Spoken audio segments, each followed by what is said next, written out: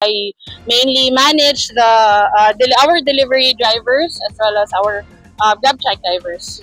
So, could you tell us about the operations here in Dumaguete?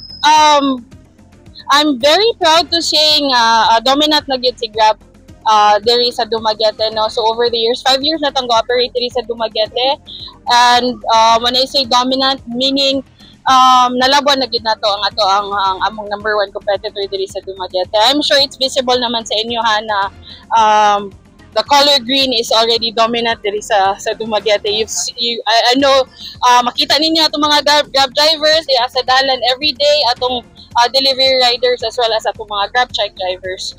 And when it comes to deliveries, so far maayo gyud. Daghan gyud and I'm also proud to say nga nakatabang sa si Grab platform, nakatabang sa livelihood sa atong mga partner drivers. Is your deliveries 24/7? 24/7, yes ma'am. Okay, so the kind of services you're extending?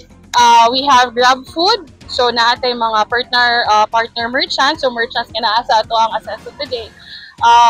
So we also have GrabMart. GrabMart more on daily essentials siya, so naa siya groceries, na mga pharmacies in partnership with Grab. Also naatay even mga small stall owners diya sa public market na apuntahan na sa GrabMart. So if naiganahan mo pa-deliver og isda, mga shrimp or mga maski kun sa mga seafoods kana pwede na siya. So we have that for GrabMart also. We also have Grab Express Instant. So it's one of our services wherein pwede ta mo deliver og mga parcel, or let's say naa ka sa imong trabahoan nalimot kay nalimtan nga document, pwede nimo na siya ipa-deliver, no. We also have Grab Pabili. So if naa kay gustong ipapalit pero wala sa atong platform, pwede pod na siya. And then we also have GrabCheck, of course. So in what way does it help the local government units of Dumaguete?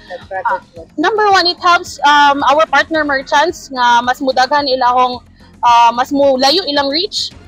If you saw the video of Sir Gabby, katong mga customers nga gusto mukaon ana nga restaurant pero layo sa ilahon, so mas convenient for them to order it via GrabFood. Di na sila kinahanglan mo biyahe, no. And it helps pod sa ilahong sales. Not only kana mga dagko but also mga gagmay na to nga mga merchant, mga restaurant owners. So that's on the merchant side. On the driver side, of course, nakatabang gyud ta because I am proud that our drivers are earning over more than the minimum wage. Gina sila.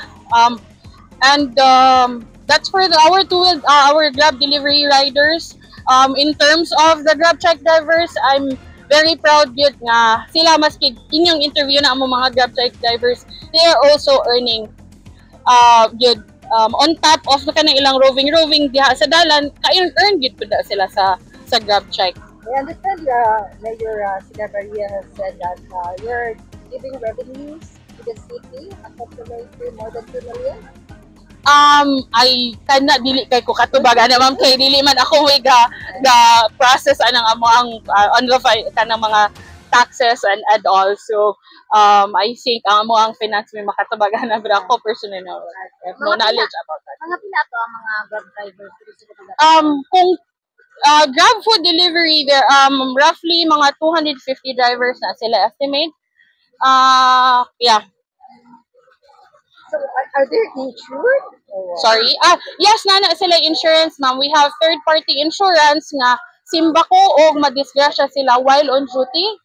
We have third-party insurance nga mo cover silang hospital expenses. Most of them are freelance, right? Yes, they are freelance. Tanan sila freelance but they're under insurance. Yes. Basta simbako na may tabo nila while on duty. Kana covered na sila. Action! Balita!